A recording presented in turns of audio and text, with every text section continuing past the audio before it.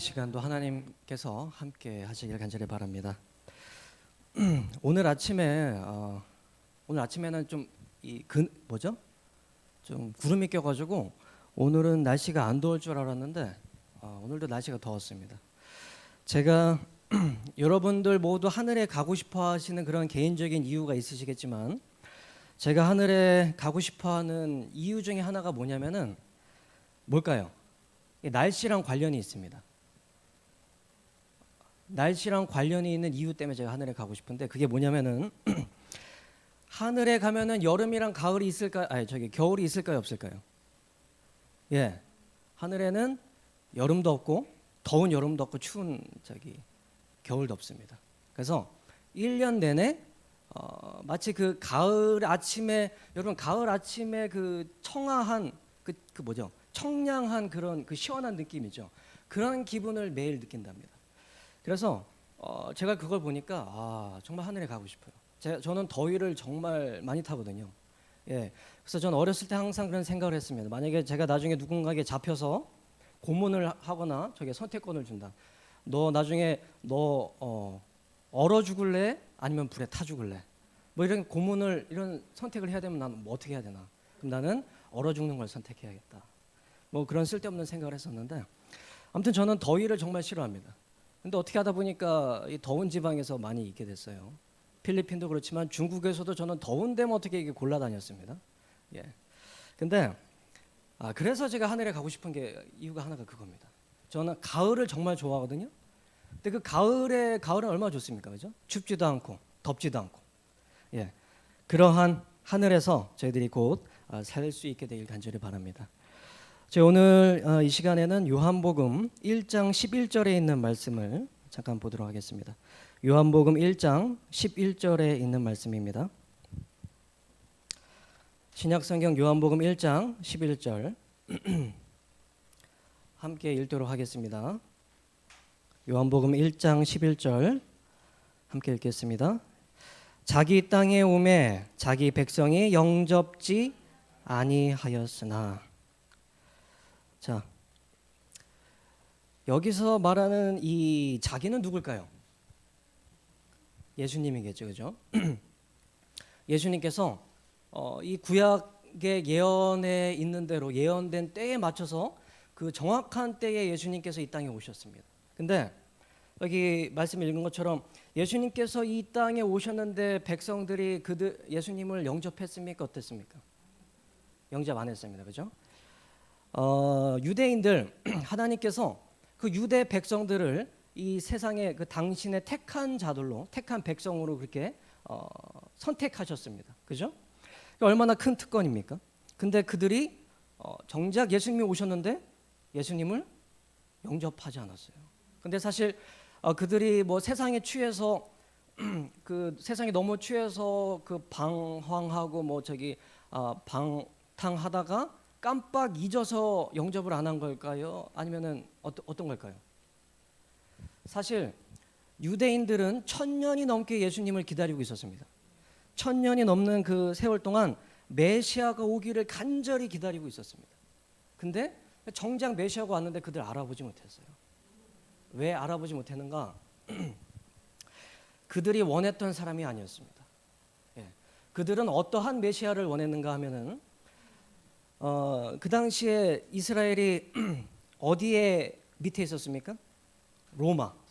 그 당시 전 세계를 호령하던 그 로마 대제국 밑에 있었습니다. 그래서 그 로마의 그 참 압제에서 벗어나기 위해서 이 로마의 우리를 정말 막 노예처럼 대하고 막 그렇게 우리를 막 멸시하고 천대하는 저 로마인들로부터 우리를 해방시켜줄 그러한 메시아가 정말 막 나타나길 바랬는데 예수님을 딱 보니까 어떻습니까? 이 사람은 전혀 우리를 이 로마에서 해방시켜줄 만한 그런 사람은 전혀 보이지 않는 거예요. 그리고 그 예수님이 하시는 모습도 그렇고 그분이 하는 말을 들어봐도 그렇고 전혀 그들이 원했던 메시아와 달랐습니다. 그래서 그들은 예수님이 오셨는데 알아보지도 못했고 영접하지도 않았습니다. 근데 저희 어저께 설교에서 잠깐 말씀드렸지만 여러분 예수라는 그 이름 자체의 뜻이 뭡니까? 예수는 곧 자기 백성을 로마로부터 구원할 자가 아니라 어디서부터 구원할 자입니까? 자기 백성의 죄로부터, 저희 죄에서 구원할 자가 예수입니다. 그래서 예수님의 그 이름 자체가 그들이 원하던 그 메시아랑은 전혀 다른 사람이 없어요. 그들은 로마로부터 구원해 줄 메시아를 기다렸는데 이 예수라는 이름 자체가 자기 백성을 저희 죄에서 구원할 자였습니다. 그리고 사실 그들은 저희가 아까 그 발마사지 하다가 그 몇 집사님이랑 그 일제 감정기 일제 감정기 얘기도 했었고 뭐 6.25 뭐 얘기 잠깐 하지 않았습니까? 일제 시대 저는 살아보지 않았지만 살아본 분들이 계시잖아요, 여기. 그죠? 예. 그때 어땠습니까?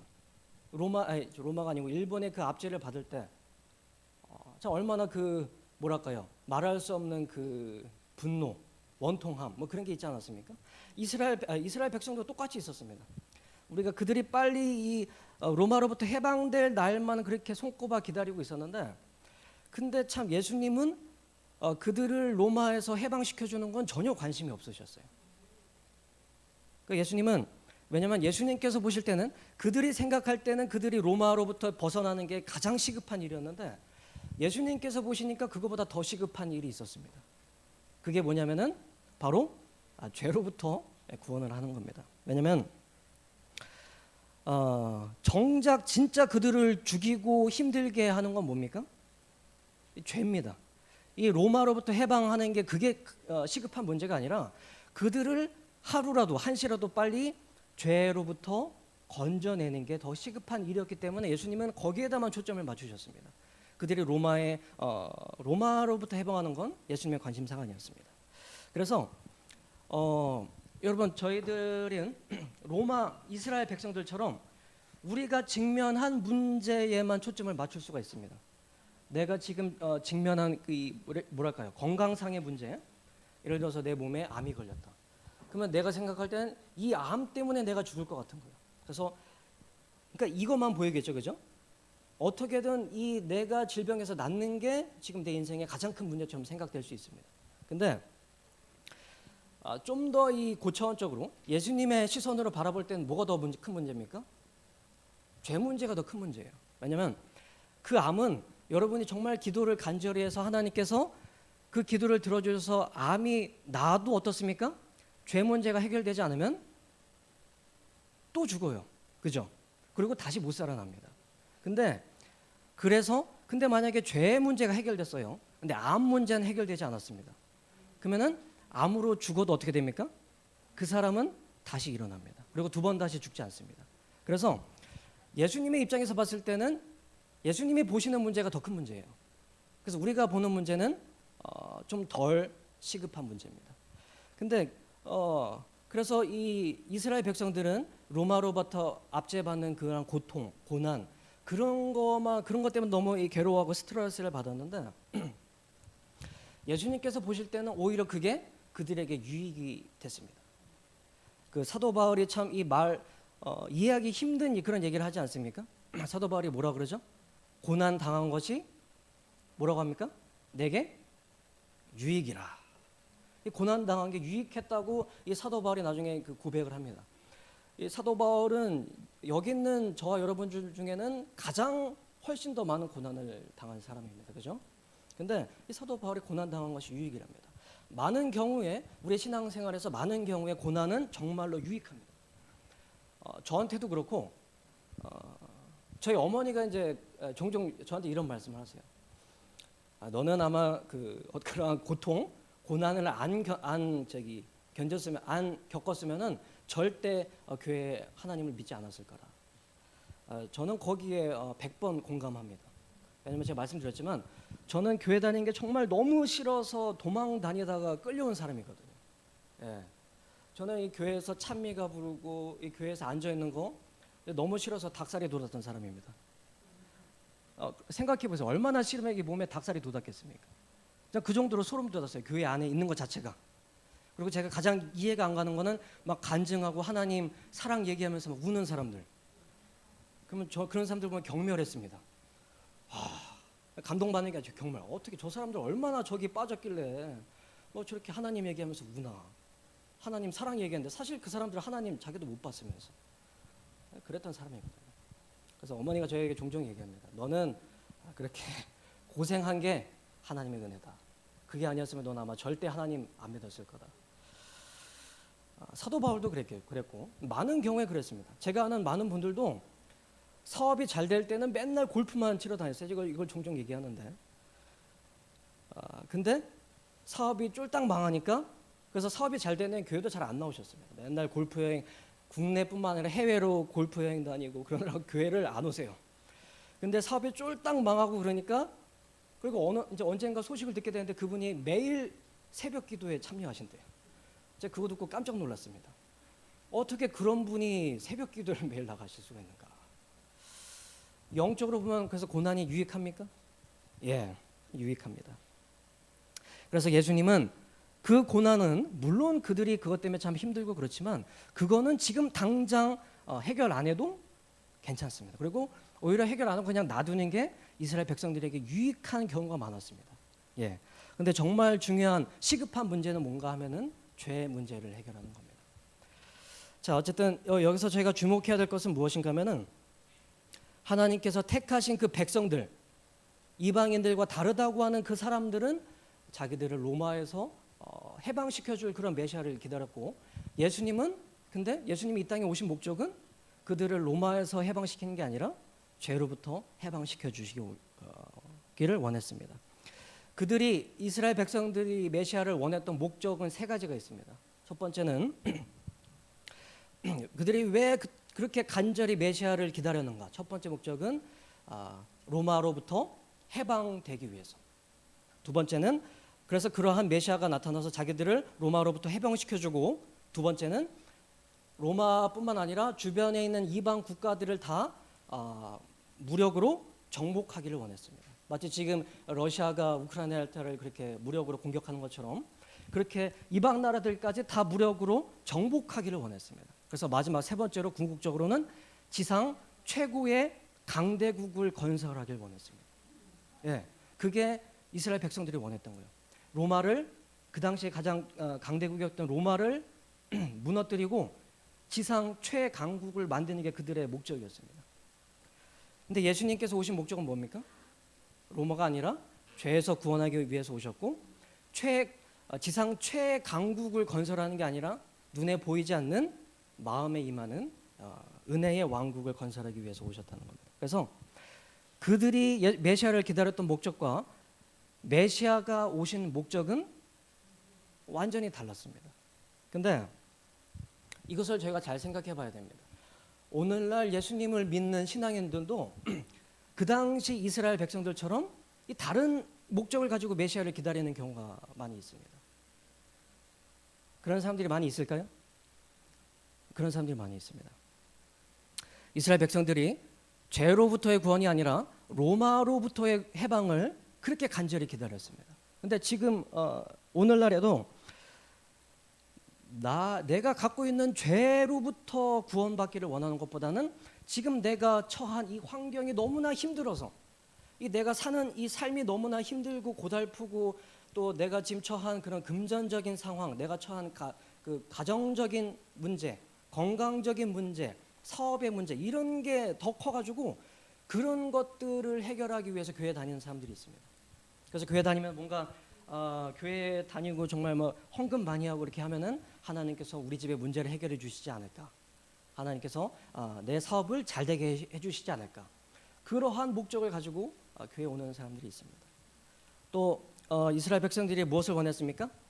지상 최강대국을 건설하길 원했습니다. 그것처럼 교회에 와서 하나님을 열심히 잘 믿어서 지상 최강대국이 원했던 걸 세우기 원했던 것처럼 내가 최고가 되기 위해서, 내가 높은 지위에 올라가기 위해서, 내가 부자가 되기 위해서, 내가 유명한 사람이 되기 위해서 그렇게 열심을 내는 사람들이 있습니다. 근데 그런 사람들은 사실 뭡니까? 이 번지수를 잘못 찾은 거예요. 내가 잘 되고 내가 뭔가 최고가 되고 부자가 되고 그러한 복을 받으려면은 교회가 아니라 어딜 가야 됩니까? 다른 데 가야 돼요. 이 절이나 이 다른 데를 가야 됩니다. 근데 사실 문제 해결을 위해서 하나님께 기도하고 구하는 게 틀린 건 아니에요. 그 맞습니다. 왜냐하면 성경에도 나와 있거든요. 저희들이 어떠한 문제를 직면할 때, 저희가 어려움을 당할 때 기도를 해야 합니다. 그리고 하나님께 구해야 합니다. 근데 문제는 뭐냐면은 저와 여러분이 하나님께 원하는 그 모든 게 영적인 게 아니라 물질적인 거라면, 그리고 내가 하나님께 원하는 게 나를 죄로부터 구원 시켜주는 게 아니라 그냥 내가 처한 문제로부터 해방시켜 주시기만을 원한다면은 그것은 좀 문제가 있습니다. 세 가지 문제가 있습니다. 여러분이 예수님께 원하는 게 오직 내가 지금 처한 이런 현실적인 문제 해결만을 원할 때 생기는 문제, 세 가지 문제. 첫 번째는 그렇게 간절히 기도하고 매일 새벽 기도 나와서 기도하고 밤새면서 기도하고 울며 불며 기도했는데 하나님께서 안 들어주실 때도 있습니다. 그죠? 그렇게 기도의 응답을 많이 받았던 조지 밀러도 50년 넘게 하나님께서 기도 응답 안 들어주신 게 있습니다. 그리고 심지어 죽을 때까지 기도 안 들어주신 것들도 있어요. 그래서 내가 그렇게 열심히 기도하는데 하나님께서 내 기도를 안 들어주신다. 그럼 어떻게 할까요? 그럼 하나님께 원망합니다. 하나님께 불평합니다. 하나님, 제가 이렇게 열심히 매일 새벽마다 기도하고 울며 불며 기도하고 하는데 하나님 어떻게 나의 기도를 안 들어주십니까? 그래서 하나님을 원망하고 하나님을 믿어도 별 소용없구나 하고 하나님을 떠나게 되는 경우가 있습니다. 두 번째 문제는 뭔가 하면은 그렇게 하나님께 매일 하나님 이 문제를 해결해 주세요, 이 문제 해결해 주세요, 그렇게 매일 하는 게 뭐 그렇게 나쁜 건 아닌데, 문제는 뭐냐면은 문제는 저희들이 죽을 때까지 끊어지지 않습니다. 끊임없이 문제가 일어납니다. 저도 고등학교 때 제가 정말 크게 생각했던 문제가 있습니다. 그래서 내가 이 문제만 해결되면 내가 평생 소원이 없겠다, 그런 생각을 했습니다. 근데 그로부터 한 20년 정도가 지났는데 그때 제가 그렇게 생각했던 문제는 지금 생각하면은 아무것도 아니에요. 예, 살다 보니까 더 큰 문제들이 훨씬 많습니다. 그 당시에는 그 문제가 그냥 가장 크게 보이고 그 문제가 내 인생의 전부처럼 보이는데 그게 지나가고 나면 어떻습니까? 별게 아닌 것 같아요. 근데 어떤 게 옵니까? 더 큰 문제가 와요. 그래서 그렇게 매일 문제 해결만을 예수님께 원하면은 끝이 없습니다. 죽을 때까지 그냥 문제 해결만 그렇게 기도하다가 끝날 수가 있어요. 세 번째 문제는 무엇인가? 하나님께서 여러분의 처하는 모든 금전적인 문제, 건강상의 문제, 이런 문제들을 모두 다 해결해 주신다. 기도할 때마다 100% 그냥 바로바로 해결해 주신다. 어떤 문제가 생기는가? 사탄이 고소합니다. 욥처럼 하나님 저 사람이 하나님을 정말 사랑해서 하나님을 순종하고 따르는 줄 아십니까? 아닙니다. 왜 그럽니까? 하나님이 맨날 그렇게 기도 응답 들어주시고 자녀들 잘 되게 하고 항상 건강하게 해주시고 하는 일마다 다 잘 되게 해주시고 뭐 아무런 근심 걱정이 없으니까 그러니까 하나님을 섬기는 거지, 저 사람이 진짜 하나님을 사랑해서 섬기는 게 아닙니다.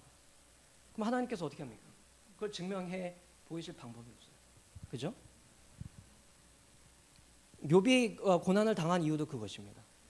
그래서 하나님은 하늘나라에 데려가는 게 말 잘 듣는 종들을 데려가시는 게 아니라 하나님과 함께 평생 사랑하면서 살 사람들을 데려가십니다. 그래서 하나님께서 나에게 내가 원하는 모든 것들을 잘 해주시면 당연히 하나님을 모두가 다 좋아하고 따르죠.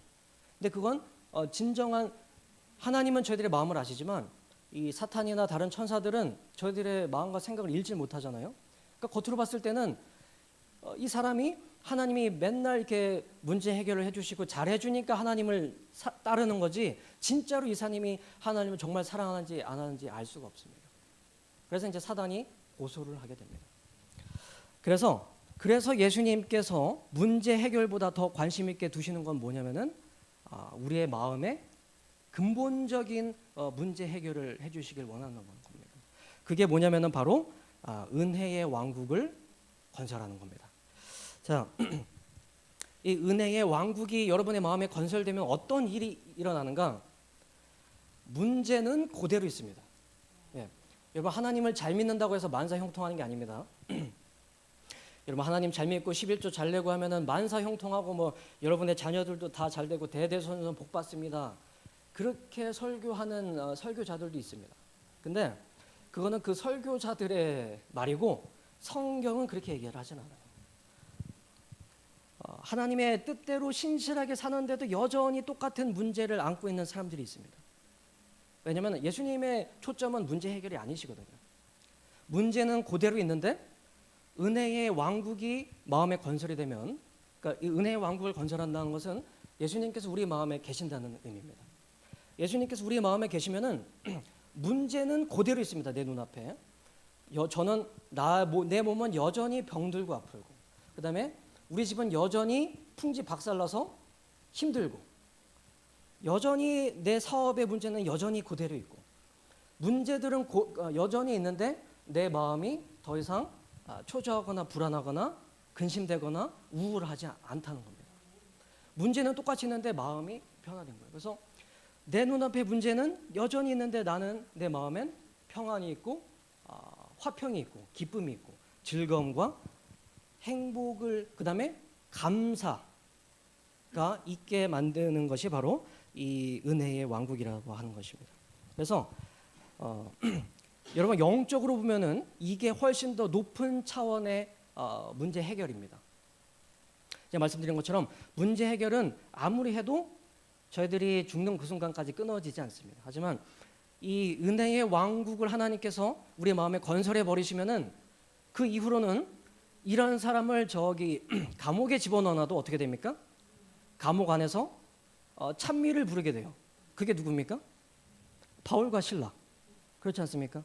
그렇게 참 그 장래가 촉망하던 그 바울이 예수님을 믿고 천막 짓는 사람이 돼가지고 거기다 이제 뭐 곤장 두들겨 맞고 그러다가 이제 감옥에 들어갔는데, 감옥에서 뭐 하고 있습니까?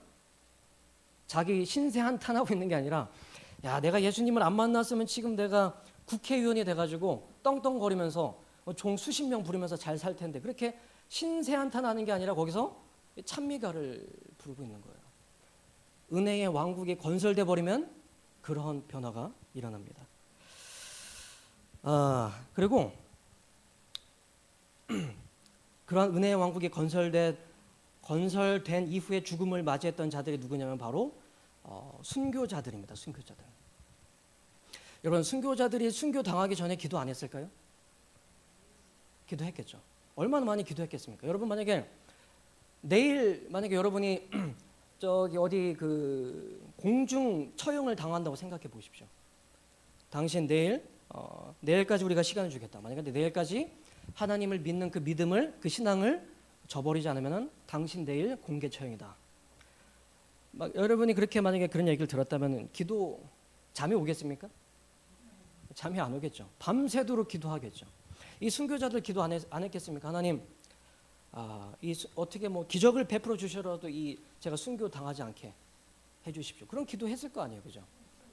근데 역사적으로 순교자들이 셀 수도 없이 많습니다. 수만 명이 있어요. 그 순교자들 다 밤새면서 울며 불며 기도했을 텐데 하나님께서 그 기도 안 들어주셨습니다. 그 순교자들 순교장에 나오는 그 직전까지 정말 간절히 기도했을 텐데 다 순교당했어요. 근데 그들이, 여러분이 각 시대 대쟁투를 읽어보시면 알겠지만, 여러분 그들이 울며 불며 하나님 욕하면서 원망하면서 죽었을까요? 아니면은 찬미가 부르면서 죽었을까요? 찬미 부르면서 죽었습니다. 예. 이 얼굴에는 정말 이해할 수 없는 그런 화평과 기쁨이 얼굴에 있고, 찬미를 부르면서 지금 내 발밑에서 불이 타오르는데 찬미를 부르면서 죽는 거예요.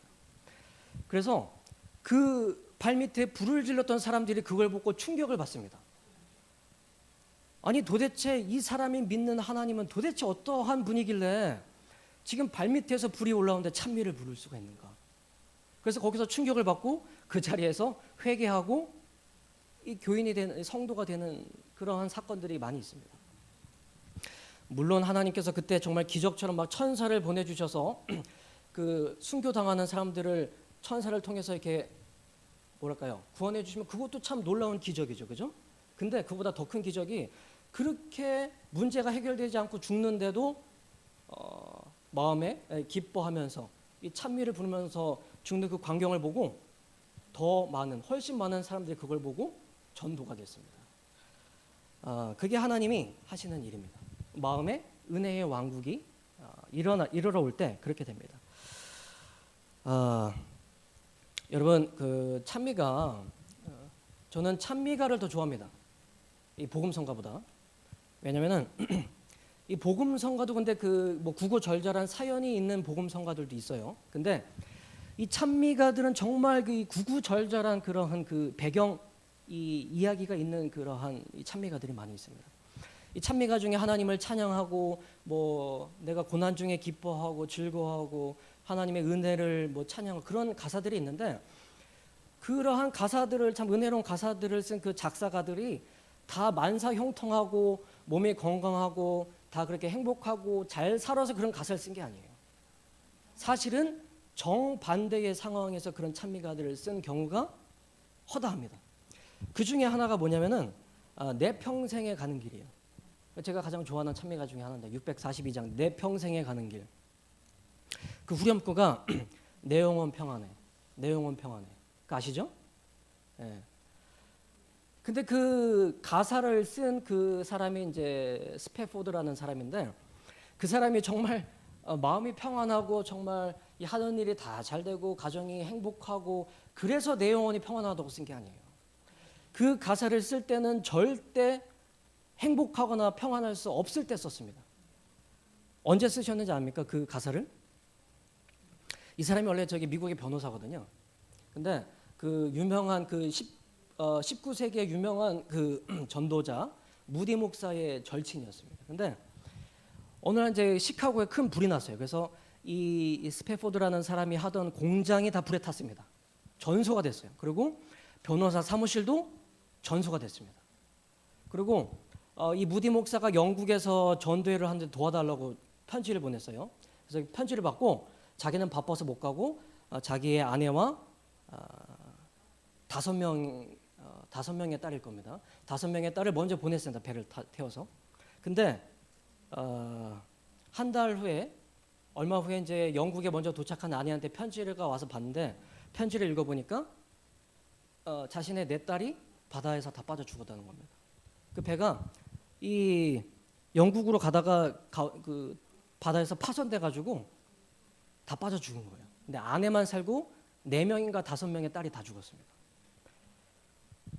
그래서 그 다음에 이제 자기가 빨리 이제 배표를 사서 자기의 딸들이 죽었던 그 지점을 지나갔어요. 배를 타고.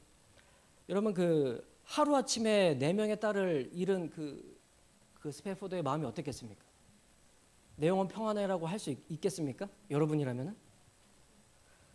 그래서 그 지점을 자신 4딸이 죽은 지점을 지나가는데 마음이 평안한 게 아니라 마음에 분노가 이르러 오르죠. 원망과 불평이 이르러 오지 않겠습니까? 내가 얼마나 하나님을 위해서 헌신했는데 하나님 어떻게 나한테 이러실 수가 있는가? 공장도 다 불탔죠. 내 사무실도 불탔죠. 그 다음에 심지어 내 딸도 하루아침에 다 잃었죠.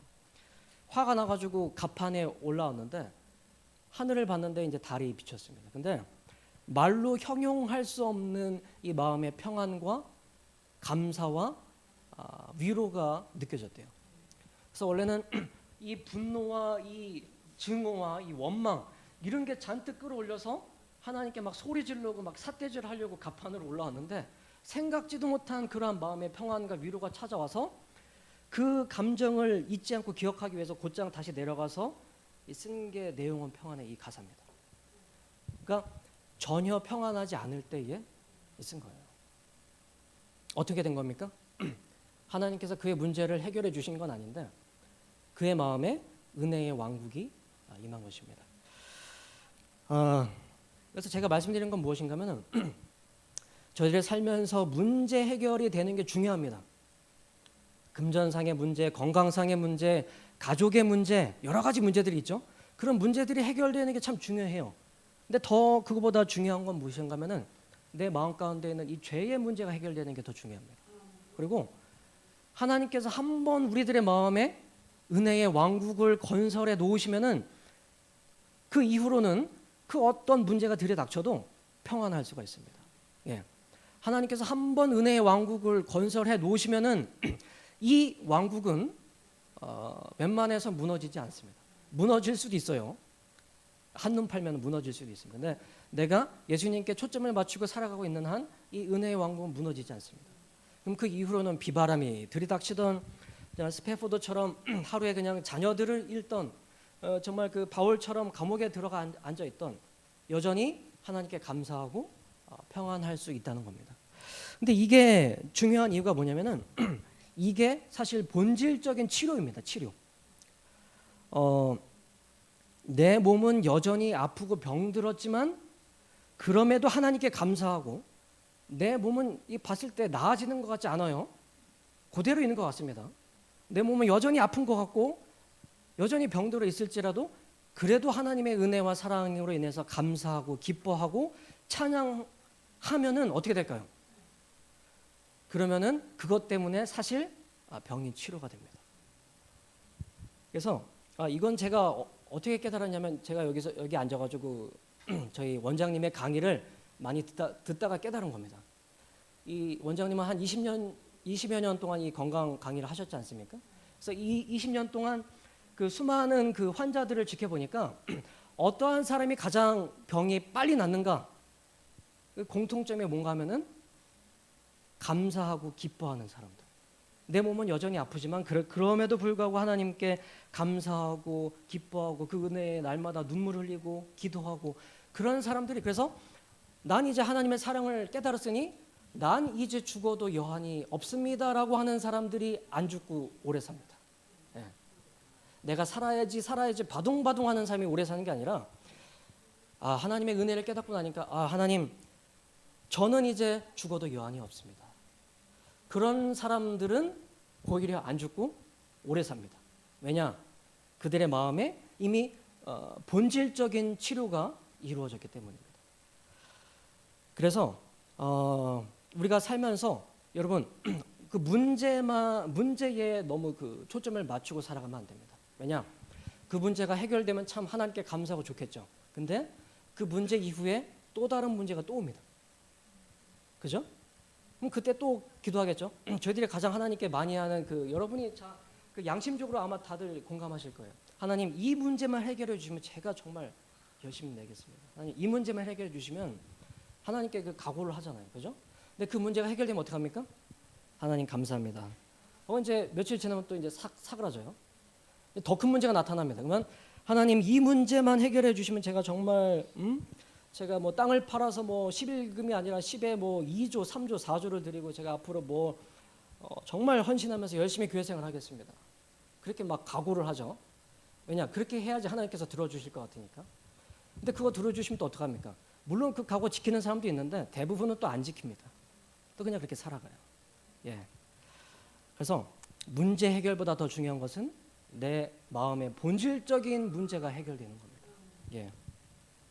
사실 우리를 죽이는 건요 암도 아니고 우리를 죽이는 가장 근본적인 문제는 뭔가 하면 이 죄 문제입니다. 죄. 여러분의 문제가 다 해결되고 만사 형통해도 죄 문제가 해결되지 않으면 하늘에 갈 수 있을까요? 없을까요? 못 갑니다.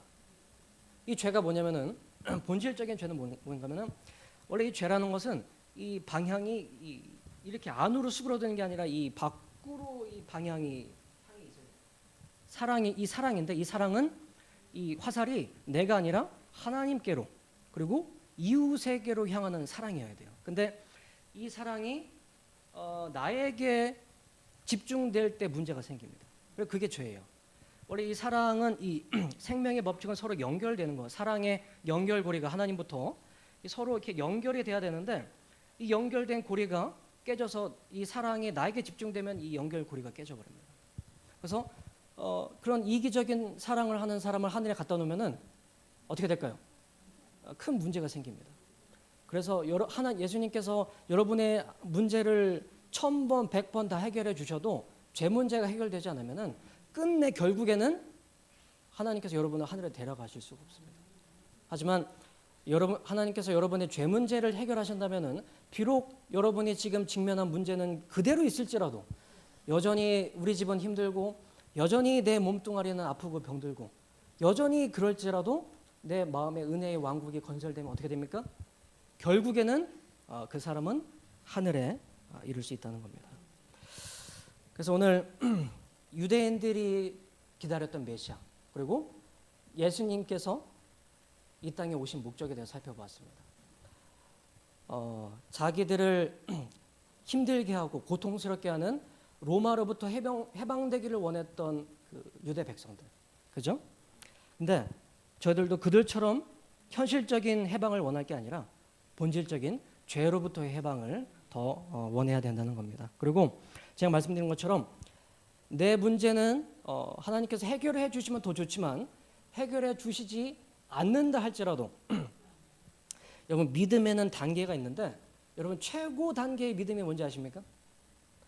최고 단계의 믿음은 뭐냐면은 그리 아니하실지로도입니다. 예, 그리 아니하실지라도 그 다니엘의 세 친구들이 했던 그 믿음 있죠? 그게 최고의 높은 믿음입니다. 하나님께서 지금 내가 처한 문제를 해결해 주시면 좋지만 그리 아니하실지라도 나는 여전히 하나님을 찬양하고 기뻐하고 감사할 수 있으면은 사실 그러면은 여러분은 본질적으로 문제가 해결이 된 겁니다. 그러면은 여러분의 본질적으로 마음의 문제가 해결이 된 겁니다. 그런 사람들은 하나님께서 하늘에 데려가실 수가 있습니다. 그래서 하늘나라는 영광의 왕국이지 않습니까?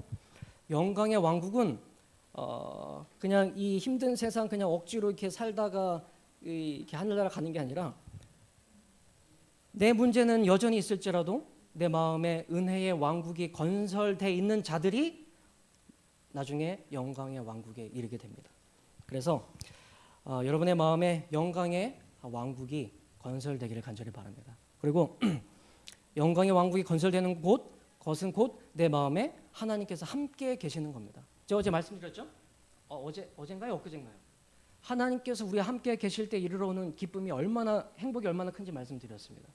그러면은 억지로 하는 게 아니라 하나님께서 우리와 함께 하시면은 그 행복은 정말 비교할 수 없이 너무나 크기 때문에 그렇기 때문에 감옥에 들어앉아도 찬미가 흘러나오는 겁니다. 예. 그렇게 해야 구원받으니까 이악 물고 억지로 하는 게 아니라 그냥 감옥에 들어앉아 있어도 하나님이 나와 함께 계시면 너무나 행복해서 그 행복을 주체할 수 없기 때문에 감옥에 들어앉아서도 찬미가 흘러나오고 두드러 맞아도 찬미가 나오고 그렇게 되는 거예요. 그리고 심지어 내 발밑에서 불이 나를 태워도 찬미가 나오는 겁니다. 그게 바로 하나님이 주시는 행복입니다. 그래서 예수님께서 여러분의 마음 가운데 건설하시길 원하는 그 은혜의 왕국이 여러분의 마음 가운데 건설되기를 간절히 바라면서 말씀을 마치도록 하겠습니다. 제가 기도하겠습니다. 하늘에 계신 아버지 하나님, 오늘은 유대인들이 그토록 기다리던 메시아에 대해서 살펴보았습니다. 그들은 참으로 1000년이 넘게 그렇게 오래도록 메시아를 기다렸지만 정작 메시아가 이 땅에 왔을 때 그들은 그를 알아보지 못했습니다. 또한 그들은 주님께서 이 땅에 오신 목적과는 전혀 다른 이유와 동기를 가지고 메시아를 기다리고 그렇게 살았었습니다. 주님, 오늘날에도 유대인들처럼 다른 동기와 목적을 가지고 주님을 섬기는 이들이 있습니다. 주님, 또한 저희들의 눈앞에 직면한 그 문제 해결을 위해서 주님께 더 매달리는 자들도 있습니다. 하지만 주님, 문제 해결도 중요하지만 그보다 더 크고 중요한 문제, 저희들의 마음 가운데에는 이 죄의 문제가 해결될 수 있도록 주님 도와주시옵소서. 저희들의 마음 가운데 은혜의 왕국을 세워주셔서 저희들의 이 이기심이 사라지고 하늘에 가기에 적합한 자들이 될 수 있도록 도와주시옵소서.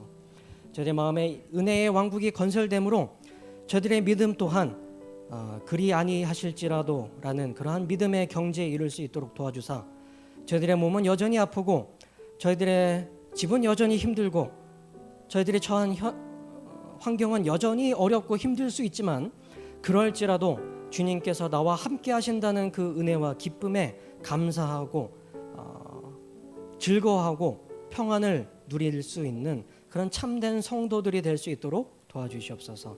오늘 이 저녁 시간 주님의 은혜를 깊이 묵상하는 그러한 저녁이 될 수 있도록 저희와 함께 해주시길 간절히 원하오며 예수님의 이름으로 간절히 기도드립니다.